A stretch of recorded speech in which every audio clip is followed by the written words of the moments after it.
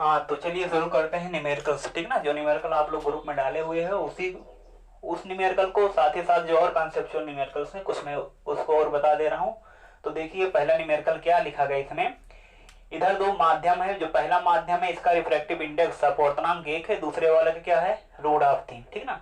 जो आपतन कोण का मान दिया गया वो 60 अंश दिया गया है। आपसे पूछा जा रहा अपवर्तन कोण का मान कितना होगा, और साथ ही साथ एक बात और पूछा गया है कि जब किरण एक माध्यम दूसरे माध्यम में जाएगी तो कितना झुक जा रही है। जैसे सीधे जानती किरण तो प्रकाश कण पढ़े हो सीधी रेखा में चलती, अगर सीधी रेखा में चलती तो ऐसे जाती, ठीक ना, इस वाले पथ से जाती, पर झुक करके इधर आ गई है क्योंकि वो विरल सघन में आ रही है तो अवलंब की ओर झुकी हुई है।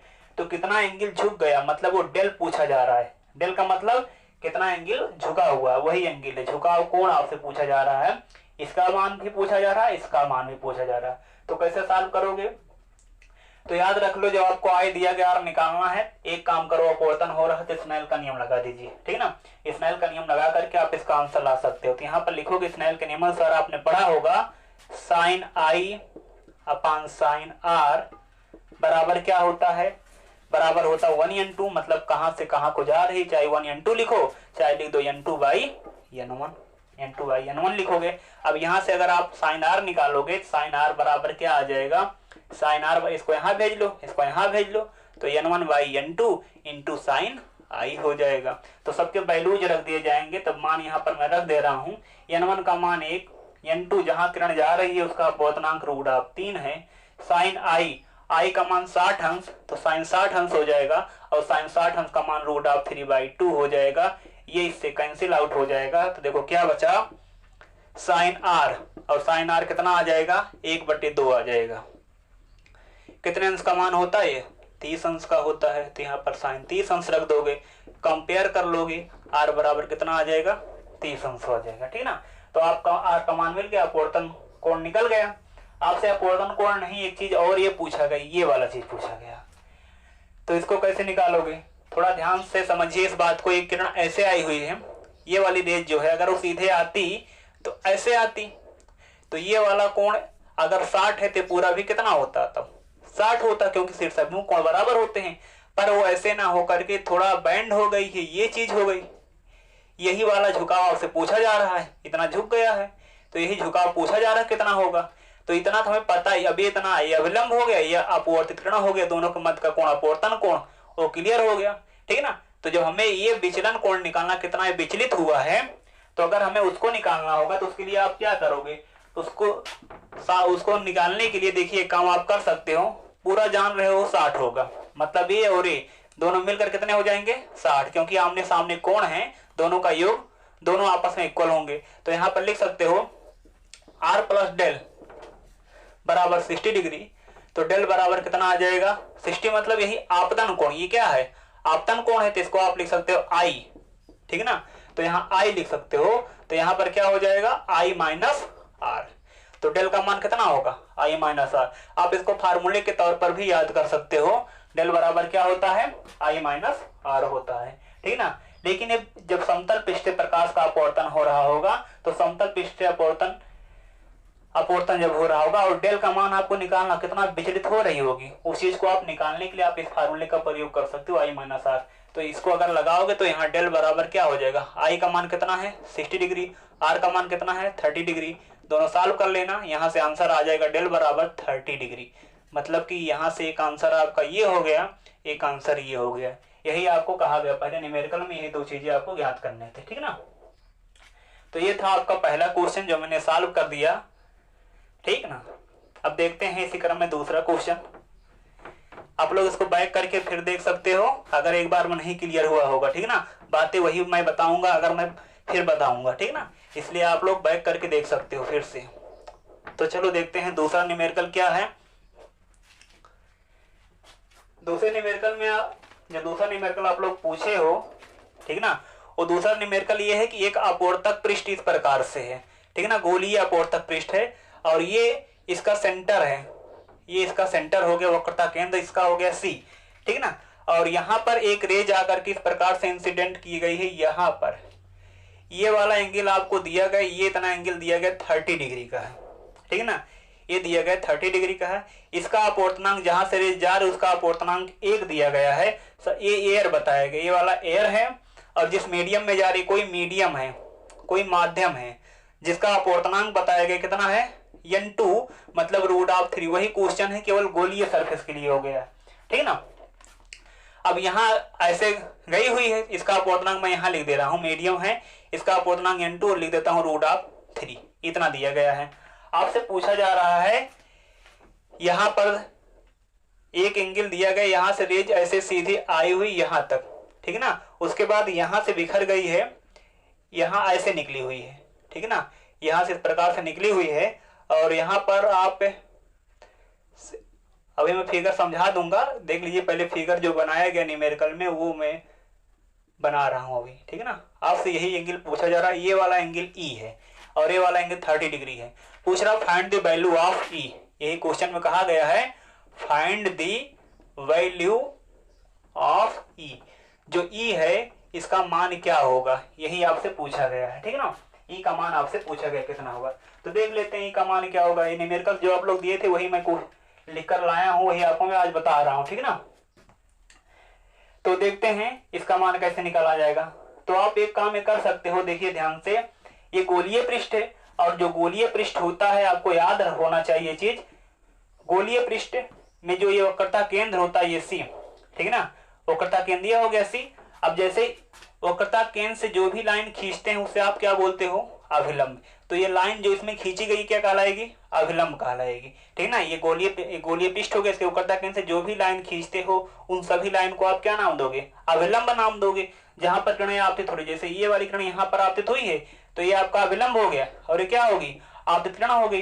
ये वाला कोण जो 30 डिग्री है क्या हो जाएगा, आपतन कोण हो जाएगा। तो गोलीय पृष्ठ के लिए आप लोग इस बात को याद रख लो, उसके सेंटर से जहां पर किरण आपतित हो रही है उसको मिला दीजिए, ठीक है ना। तो ये वाली लाइन जो हो गई आपकी, ये वाली लाइन जो हो गई ये वाली, ये अभिलंब कहलाएगी और ये आपतित किरण कहलाएगी। दोनों के बीच का कोण क्या कहलाता है, आपतन कोण कहलाता है, ठीक है ना। ये बात तो आपको पता होगा। अब देखिए यहां से रेज गई जिसका अपवर्तनांक n1, यहां पर पहुंची माध्यम वाले में, गोलीय पृष्ठ जो एक माध्यम का है, ठीक है ना, मान लीजिए कांच का है, किसी पदार्थ का वो चीज है, यहां पर पहुंचा। अब बताओ विरल से जा रही सघन में, क्योंकि अपवर्तनांक ज्यादा है, जो माध्यम जिस माध्यम का अपवर्तनांक जितना ज्यादा होता है वो माध्यम उतना ज्यादा सघन होता है। तो ये माध्यम सघन है, तो यहाँ पर जब प्रकाश किरणें पहुंचेंगी तो होगा क्या, अभिलंब की ओर झुकेंगी। तो अभिलंब तो यही है, इधर झुकेंगे ना कि दूर हटेंगी। तो झुक करके, क्योंकि इधर इतना दूर तक एक ही माध्यम है, जब तक एक माध्यम होता तब तक प्रकाश किरणें सीधी चलती हैं, तो यहाँ तक सीधी आ गई हैं। फिर यहाँ पहुंची सरफेस पर, गोलीय पृष्ठ पर पहुंच गई हैं। अब जब गोलीय पृष्ठ पर पहुंची है तो यहाँ पर पहुंची हैं, तो इस वाले बिंदु पर अभिलंब क्या होगा, सेंटर से उसको आप डॉटेड लाइन से मिला दीजिए, ठीक ना। ये हो जाएगा, यहाँ के लिए क्या हो जाएगा, नॉर्मल हो जाएगा। जो ये वाली लाइन यहाँ CD देख रहे हो, ये वाली लाइन CD वाली, ये क्या हो जाएगा, नॉर्मल हो जाएगा। तो अब बताओ यहाँ से इधर भी एयर है और इधर भी क्या है, एयर है। बीच में क्या था, मीडियम था, यहाँ पर जो ग्लास वाला मीडियम है उसके दोनों साइड एक ही प्रकार का माध्यम, वो भी एयर बताया गया है। तो इसका अपवर्तनांक n1 है, मतलब 1 लिखा गया है। अब बताइए अब की बार क्या हो रहा, प्रकाश किरणें जो ये जा रही हैं सघन से जा रही हैं, कहाँ पर, विरल में, तो अभिलंब से क्या हो जाएंगी, दूर हट जाएंगी। ये सब चीजें मैंने आपको प्रूव करके पहले बता दिया है, ठीक है ना। जब ऐसा हो जाएगा तब बताओ यहाँ पर क्या रिजल्ट आएगा। अब इसको मतलब ई का मान निकालने के लिए आप केवल स्नेल का नियम लगा दीजिए, पहले इन दोनों पृष्ठों के लिए फिर इन दोनों पृष्ठों के लिए, पहले इधर के लिए फिर इधर के लिए। तो देखते हैं इसका सलूशन क्या होगा। इसका सलूशन अगर आप निकालते हो तो यहाँ पर लिखोगे स्नेल के नियमानुसार, स्नेल का नियम लगाओगे तो यहाँ पर साइन आई मतलब कि साइन 30 अंश हो जाएगा बटे साइन आर, ठीक है ना। आर आपको पता करना है, आर कितना है पता नहीं, आर हम मानकर चल रहे हैं, उसका वैल्यू क्या होगा निकाला जाएगा, ये जरूरत पड़ेगी तो निकाल लेंगे। Sine I by sine R बराबर क्या होगा, 1n2, 1n2 मतलब n2 बाई n1, n2 का मतलब ये n2 बाई n1 लिखोगे और n2 बाई n1 का मतलब क्या, √3 बाई 1, यहाँ पर √3 लिख सकते हो, ठीक है ना। यहाँ पर जो वैल्यू लिखा जाएगा √3 बाई क्या हो जाएगा, 1 हो जाएगा, ठीक है ना। इतना बात तो क्लियर है। इस चीज को आप यहाँ भेज सकते हो, इसको आप यहाँ भेज लोगे तो ये आ जाएगा साइन 30 अंश बराबर हो जाएगा √3 इंटू साइन आर। ये हो गया आपका कंडीशन नंबर फर्स्ट, इसे मैं मान लेता हूं पहला। इक्वेशन ये आ गया। या आप चाहो तो इसका वैल्यू भी लिख सकते हो 1/√2, इसका वैल्यू हो जाएगा, या ऐसे रहने दीजिए, कोई प्रॉब्लम इसमें नहीं है, ठीक है ना। अब फर्स्ट पार्ट हो गया। अब यहाँ हम इस और इसके लिए देख लेते हैं, इतने में यहाँ देख लेते हैं। जब यहाँ देखेंगे तो यहाँ पर लिखेंगे हम पुनः स्नेल के नियम से, ठीक है ना, पुनः स्नेल के नियम अनुसार। इतना आप लोग लिख देना, मैं नहीं लिख रहा हूँ, आप लोग इतना लिखना, पुनः स्नेल के नियम अनुसार। जब पुनः स्नेल का नियम आप लगाओगे, अब आप ये बताइए, अगर ये आर है, अगर ये एंगल आर है तो ये एंगल भी क्या होगा, आर होगा। क्यों?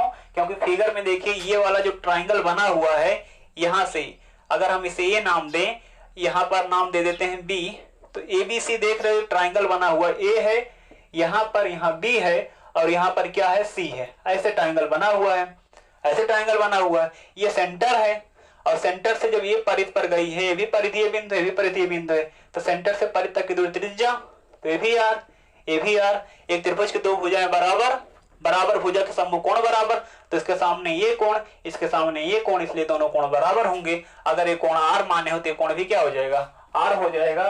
तो वहां से वाला कोण भी क्या बन जाएगा, आर हो जाएगा, ठीक ना। आप लोग को ये बात समझ में आ गया होगा। अब देख लेते हैं इसको, जब ये कोण आर हो जाएगा, पुनः स्नेल का नियम लगाओगे, क्या हो जाएगा, आपकी बार यहां से जब जा रहा तो ये अपतन कोण हो जाएगा और ई जो हो जाएगा अपवर्तन कोण हो जाएगा। तो यहाँ पर लिखेंगे साइन आर मतलब आपतन कोण बटे साइन ई अपवर्तन कोण बराबर 1n2। कहां से कहां को जा रही, यहां से यहां को, जहां से जा रही होती है n1, जहां को जा रही होती है n2, तो अब की बार ये n1 होगा और ये n2 होगा। तो n2 मतलब 1, n1 का मतलब √3, ठीक है ना। इसको यहां कर लेते हैं, इसको यहां कर देते हैं। तो यहां पर देखो, इसको यहां जब भेजेंगे आप, तो यहां पर भेजने पर क्या आएगा, √3 साइन आर बराबर क्या आ जाएगा, साइन ई आ जाएगा। इसको मैं मान लेता हूं सेकंड। अगर आप देख रहे हो समीकरण 1 और 2 के एक पक्ष बराबर है, ए जितना है उतने पार्ट ए भी है, √3 साइन आर ए भी है, √3 साइन आर ए भी है। तो हमें निकालना केवल ई है।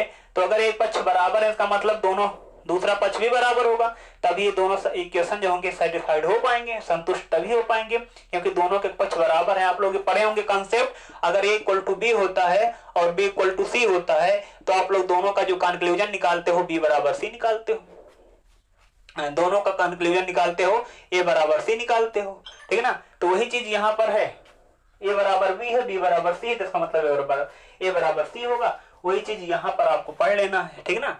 उसी को वही कॉन्सेप्ट यहाँ यूज हो जाएगा। तो इसका मतलब हो जाएगा, दोनों को मिलाकर लिखेंगे तो साइन 30 बराबर क्या हो जाएगा, साइन ई हो जाएगा। कंपेयर कर लेंगे 30 डिग्री बराबर क्या आ जाएगा, ई का मान आ जाएगा। तो यहाँ पर जो ई है इसका वैल्यू कितना आएगा, 30 डिग्री आएगा। यही आंसर होगा आपका, ठीक ना। ये आपका क्वेश्चन नंबर दूसरा था जो आप लोग न्यूमेरिकल पूछे थे, ठीक ना। ठीक, 2 न्यूमेरिकल मैं आप यहाँ पर सॉल्व कर दिया, बताता हूँ इसी क्रम में तीसरा न्यूमेरिकल क्या होगा उसको देख लेते हैं।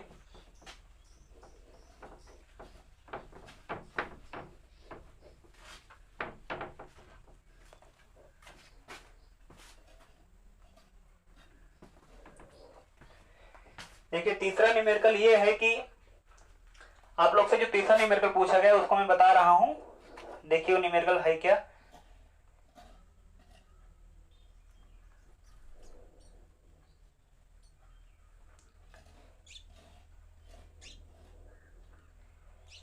कुछ लोग को ऐसे भी प्रॉब्लम नहीं सॉल्व नहीं कर पाए हैं जो कि हाई स्कूल लेवल का है। मैं एक क्वेश्चन उसका बता दे रहा हूं।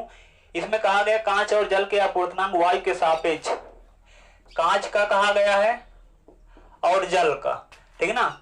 जल, दो पारदर्शी माध्यम, एक कांच है एक जल है, ठीक है ना। एक कांच और दूसरा पारदर्शी माध्यम क्या हो गया, जल। दोनों के वायु के सापेक्ष जो अपवर्तनांक दिए गए हैं, एक का 3/2 है और एक का कितना है 4/3 है। आपसे पूछा जा रहा है कांच का जल के सापेक्ष, कांच का जल के सापेक्ष, जल के सापेक्ष किसका निकालना है, कांच का। ये चीज आपसे पूछा जा रहा है। एक न्यूमेरिकल ये सॉल्व कर दे रहे हैं, इसको भी देख लीजिए आप लोग। क्या कहा गया है, कांच और जल का अपवर्तनांक कितना। जो अपवर्तनांक दिया जाता है, याद रहे जो अपवर्तनांक दिया जाता है वह सदैव विरल माध्यम के सापेक्ष दिया जाता है। मतलब अगर कुछ नहीं दिया गया हो तो आप समझ जाना वो वायु के सापेक्ष आपको दिया गया है, ठीक ना। तो ये जो वैल्यूज आपको दिए गए हैं जल और कांच और जल के, ये y के सापेक्ष दिए गए हैं, तो इसीलिए ऐसा लिखा जाएगा y के सापेक्ष कांच का अपोतनांक मतलब Ang, मतलब पहले माध्यम सापेक्ष दूसरे माध्यम, मतलब refractive index of glass with respect to air, इसका यही मतलब होता है। मतलब y के सापेक्ष जल का, y के सापेक्ष कांच का अपोतनांक जो कि दिया गया 3/2 है, ठीक है ना। दूसरा पार्ट इसमें क्या देगा, y के सापेक्ष क्या मानोगे, वाटर का, जो कि कितना दिया गया है 4/3 दिया गया, ठीक है ना, 4/3 यहाँ पर दिया गया। आपसे पूछा जा रहा है Wng, आप लोग को ये बताया गया समांतर पृष्ठों से प्रकाश का अपवर्तन, एक हेडिंग आप लोग हाई स्कूल लेवल पर इस चीज को पढ़े होंगे। तो देखिए उस लेवल में आपको क्या बताया गया था, जैसे यहाँ पर एयर है, पहला माध्यम एयर हो गया, दूसरा मान लीजिए लिक्विड का कोई माध्यम है, लिक्विड के तौर पर आप वाटर मान सकते हो, कोई और भी मान सकते हो। तीसरा जो हो गया ग्लास हो गया, ठीक है ना। उसके बाद चौथा वो जहां पहुंच रहा है वो एयर में पहुंच रहा है, ठीक है ना। ऐसा कुछ है, ऐसा आप कैसे मतलब इस बात को समझ सकते हो, आप इमेजिन करिए एक ग्लास यहाँ पर है, इस ग्लास में कांच का एक ग्लास है, इस ग्लास में पानी भरा हुआ है, ठीक है ना, इस ग्लास में जो है पानी भरा हुआ है। तो आप कंपेयर करो, यहाँ से अगर लाइट आएगी, इसमें लाइट ऊपर से आ रही है, ऊपर यहाँ पर क्या मानोगे एयर, एयर से कहाँ आ रही है, लिक्विड में आ रही है। इतना पोर्शन क्या है लिक्विड, लिक्विड को क्रॉस करते हुए कहाँ पहुंचेगी, यहाँ पर, क्योंकि पारदर्शी तरह होगा जो भी होगा, अपवर्तन पढ़ रहे हो तो यहाँ पर पहुंचेगी। ये वाला सरफेस किसका होगा, ग्लास का होगा। तो ये एयर हो गया, अब यहाँ पर क्या मिल गया आपको, लिक्विड मिल गया, लिक्विड में मान लीजिए वाटर ही हो गया। अब यहाँ तली पर पहुंचेगा, तली किसका होगा, ग्लास का होगा। जब तली को क्रॉस करेगा अब कहाँ जाएगा, एयर में फिर पहुंच जाएगा, ठीक है ना। तो यही चीज आप यहाँ ऐसा समझ लो, समतल पृष्ठ है, ठीक है ना, यही समांतर पृष्ठे हैं, ठीक है ना, समांतर अपवर्तक पृष्ठे हैं, उनमें जब अपवर्तन होता है तो कैसे आप उस बात को समझते हो, ठीक है ना। उसी पर न्यूमेरिकल आपको दिया गया। थोड़ा इसमें जो फार्मूला आया है इसको देख लेते हैं क्या है। इसमें आप लोग फार्मूला ये पढ़े होंगे, एयर के लिए इंडिकेटर ए लिखेंगे, जो एयर होगा उसके लिए इंडिकेटर क्या लिखा जाएगा ए। लिक्विड के लिए आप एल लिखोगे, अगर वाटर होगा तो डब्ल्यू लिख देना। ग्लास के लिए जी लिखोगे, ठीक है ना, एयर के लिए ते लिखा ही जाएगा, ठीक है ना। अब यहाँ पर यहाँ से रेज यहाँ आएगी तो अपोतनांक क्या बनेगा, ए एन डब्ल्यू ए या फिर ए एन एल, ठीक है ना। गुड़े यल से कहाँ जाएगी अब जी में, तो यहाँ पर यल एन जी। अब कहाँ से, जी से कहाँ फिर एयर में, तो जी एन ए बराबर क्या होता है 1 होता है। हाई स्कूल लेवल पे इसका प्रूफ भी है, फिलहाल मैं भी इसका करके बता दिया आप लोग को। तो देख लीजिए, अगर आप इसको निकालना चाहते हो, यल एन जी निकालना चाहते हो, तो ए और ए इधर है, उसको उधर भेज देना। तो यल एन जी बराबर क्या आ जाएगा 1/a एन एल गुड़े जी एन ए, ये चीज हो जाएगा, ये मिल जाएगा आपको। और एक बात और आपको पता होना चाहिए कि पहले माध्यम सापेक्ष दूसरे माध्यम का अपवर्तन और दूसरे माध्यम सापेक्ष पहले माध्यम का अपवर्तनांक का जो गुणनफल होता है सदैव क्या होता है, 1 होता है, जिसे आप बोलते हो प्रिंसिपल ऑफ रिवर्सिबिलिटी, उत्क्रमणियता का सिद्धांत बोलते हो। तो यहाँ 1n2 multiply 2n1 equal to 1 आएगा। अगर आप सोचो 2n1 निकाल रहे हो तो इसे आप 1n2 लिख सकते हो। देख रहे हो क्या है 1n2 जो है, यहाँ पर केवल दोनों इंटरचेंज हो गए हैं, यहाँ का 2 यहाँ का 1 यहाँ, तो ये बन गया, ठीक है ना। तो जब 1/, होगा तो ये चीज दोनों आपस में इंटरचेंज कर देना, तो चीजें वही आ जाएंगी, ठीक है ना। तो इतना जो लिखा गया अगर उसी को हम यहाँ यूज करें तो इसको हम ऐसा लिख सकते हैं 1/, जो जी एन ए है तो इसे हम लिख सकते हैं ए एन जी। इसे क्या लिखा जा सकता है, इसे लिखा जा सकता है ए एन जी, और नीचे क्या आ जाएगा ए एन एल आ जाएगा। तो ये फार्मूला ये भी आप याद रख लो, ये एल एन जी निकालना आपको, मतलब लिक्विड जो भी होगा उसके रिस्पेक्ट में अगर आपको ग्लास का रिफ्रैक्टिव इंडेक्स निकालना होगा तो क्या आ जाएगा A N L upon A N G, मतलब जो लास्ट में है बाद में जो है उसका अपवर्तनांक y के सापेक्ष और जो पहले उसका अपवर्तनांक नीचे, यही इतना कर दोगे। जैसे आपको इसी बेस पर निकालना पड़ जाए डब्ल्यू एन जी, तो जो लास्ट में उसका बटे जो पहले है उसका नीचे कर देना होगा, ठीक ना, ये चीज होगा। अगर इसी प्रकार से मान लीजिए निकालना है जी एन डब्ल्यू निकालना है, तो यहाँ मैं लिख रहा हूँ जी एन डब्ल्यू को, पहले आप y के सापेक्ष वाटर का, फिर नीचे क्या लिखोगे y के सापेक्ष ग्लास का। इस प्रकार से आप इसको याद रखना।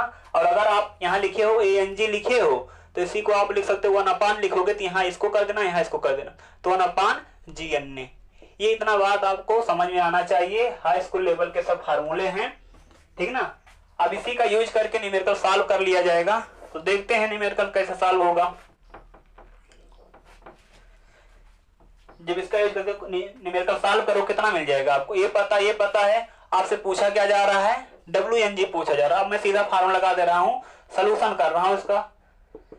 तो WNG इक्वल टू क्या हो जाएगा, WNG equal to ANG upon ANW। जो लास्ट में उसका y के सापेक्ष जो पहले है उसका नीचे लिखा जाएगा।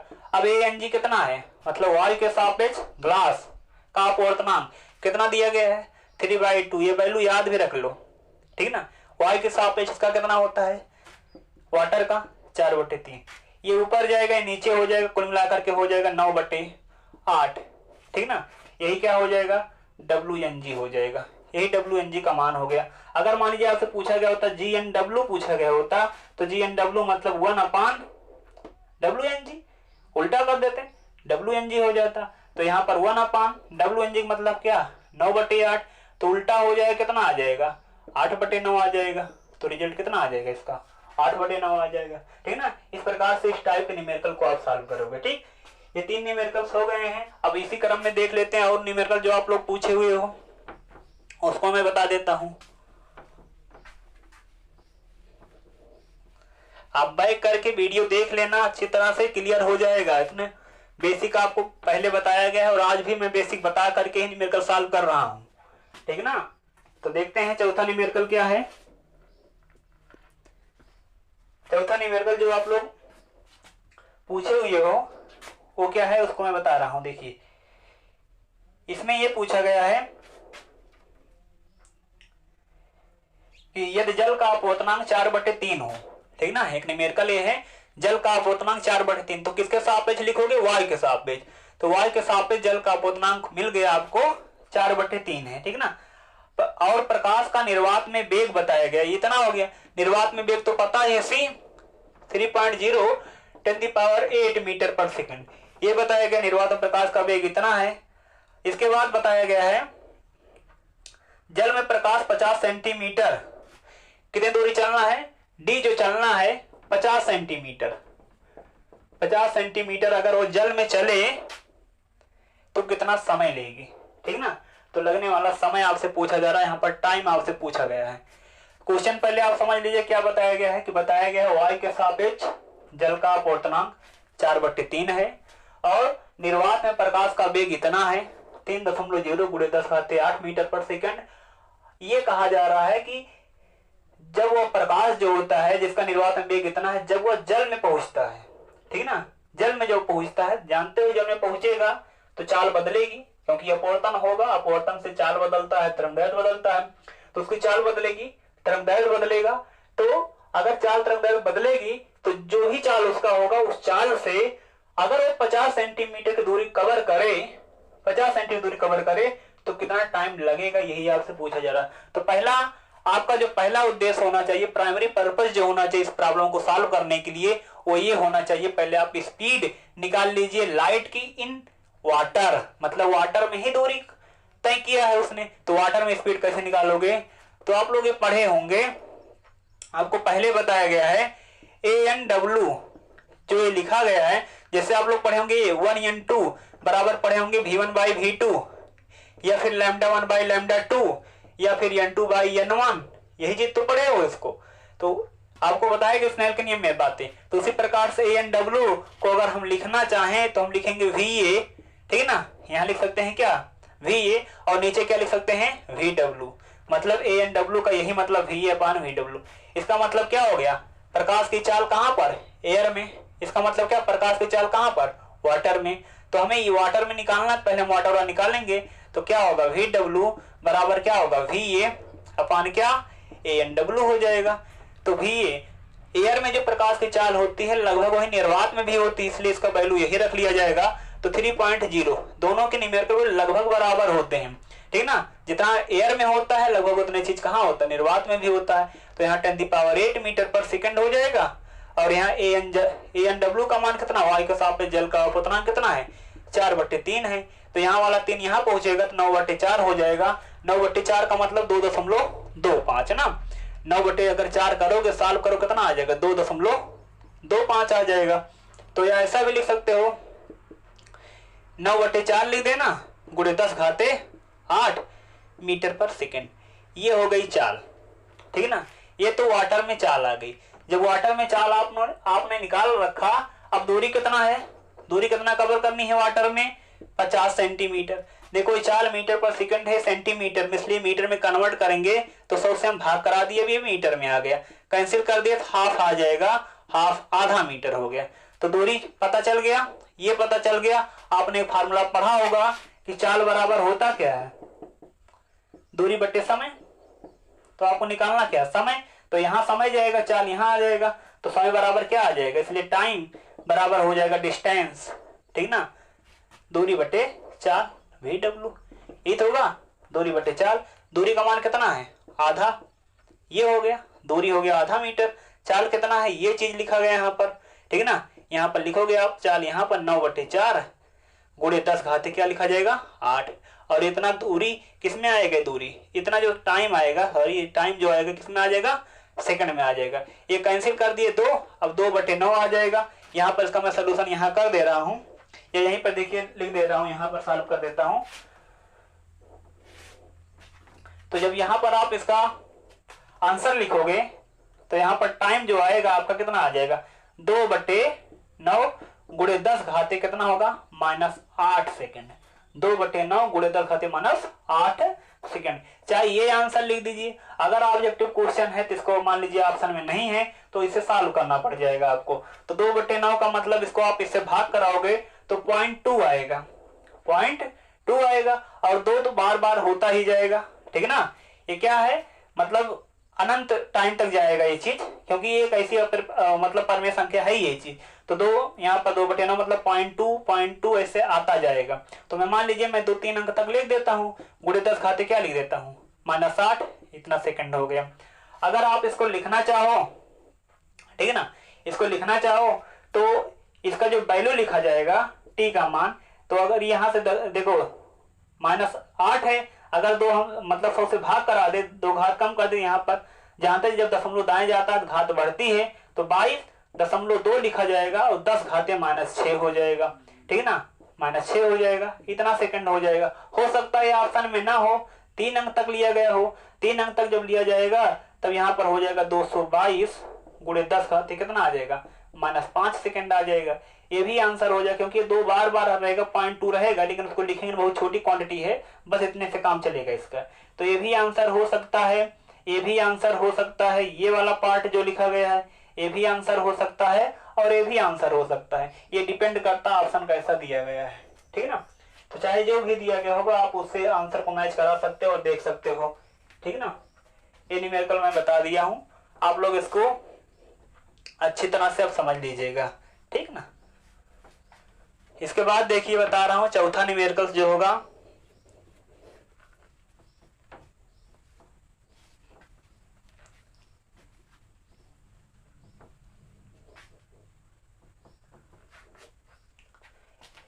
एक न्यूमेरिकल पूछा गया दर्पण से संबंधित है वो चीज।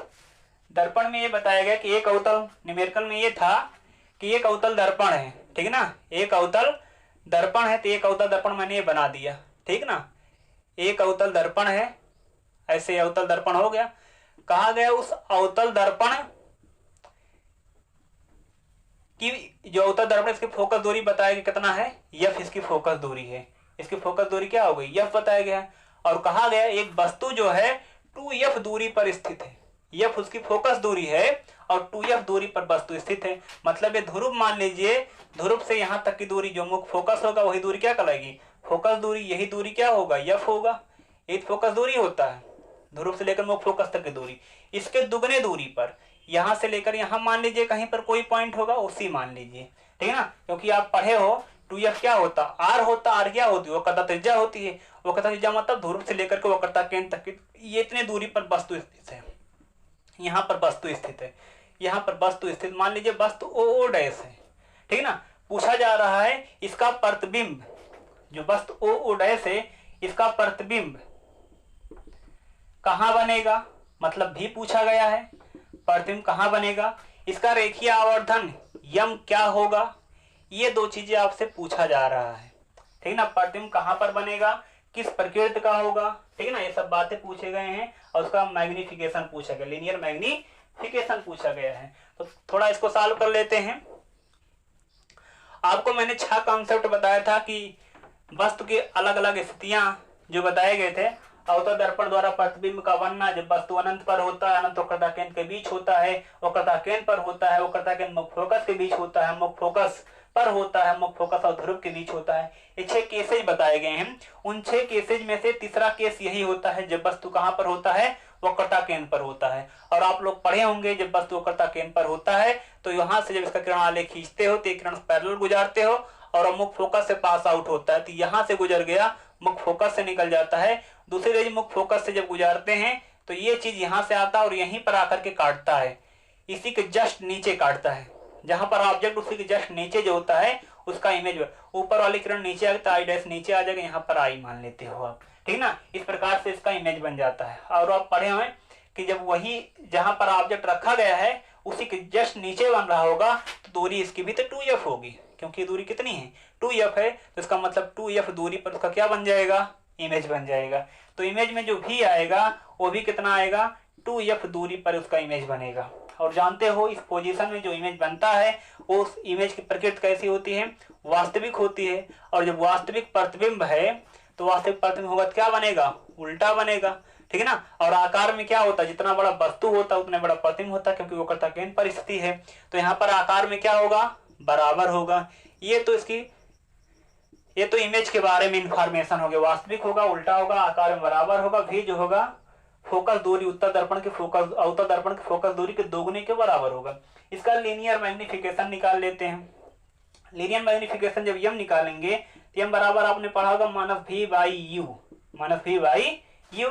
तो माइनस रहने दीजिए, v का मान कितना है, 2f है, वास्तविक है तो यहाँ पर लिख दोगे 2f, क्योंकि कुछ साइन तो दिया नहीं गया है, ठीक है ना। और यहाँ पर u का मान क्या होगा, वो भी 2f होगा, ठीक है ना। वो भी क्या लिखा जाएगा, 2f लिखा जाएगा। चाहो तो अगर आप चिन्ह परिपाटी से लगाना चाहते हो तो भी वास्तविक, इसलिए भी निगेटिव होगा। जब भी वास्तविक प्रतिबिंब बनेगा दर्पण वाले केस में तो हमेशा याद रखना भी हमेशा निगेटिव आएगा। यू तो हमेशा निगेटिव लिया ही जाता चिन्ह परिपाटी के अनुसार, तो ये कैंसिल हो जाएंगे और ये सब कैंसिल होकर रेखीय आवर्धन कितना आ जाएगा, -1। माइनस बता रहा है प्रतिबिंब जो है वास्तविक है, माइनस यही बता रहा है प्रतिबिंब क्या है, वास्तविक है। और एक ये बता रहा है कि जितना बड़ा वस्तु है उतना बड़ा प्रतिबिंब है। इसका एक का मतलब 1/1, जितना बड़ा वस्तु उतना बड़ा प्रतिबिंब। अगर यहीं 1/2 आया होता है इसका मतलब वस्तु जो है 2 है, उसका आधा बन गया प्रतिबिंब, ठीक है ना। तो वस्तु बड़ा है, प्रतिबिंब छोटा है, ठीक है ना। ये चीज होता है, अगर यही 3/2 आया होता तो इसका मतलब वस्तु छोटा है और प्रतिबिंब बड़ा है, ठीक है ना। एक वैल्यूज होते हैं, क्योंकि आप जानते हो लिखते हो ना II'/OO'। इसका मतलब अगर कंपेयर करो, देखो यहाँ पर कंपेयर करो 1 और ये 2, अगर इससे कंपेयर करें 3, ये कंपेयर करने पर क्या आएगा, 2 आएगा। उम्मीद है आपको समझ में आ रहा होगा ये बात। ये न्यूमेरिकल्स 4 आज 5 न्यूमेरिकल मैंने आपको बता दिया। और अगर आपको कोई न्यूमेरिकल और किसी में प्रॉब्लम होगी तो आप पूछ सकते हो, आप ग्रुप पर उस क्वेश्चन को मैसेज कर देना, मेरे नंबर पर ही मैसेज कर देना। अगले दिन वीडियो में मैं उसका सलूशन आप लोग को दे दूंगा, ठीक है ना। चलो इसके बाद का अगला कॉन्सेप्ट पढ़ेंगे अगले क्लास में।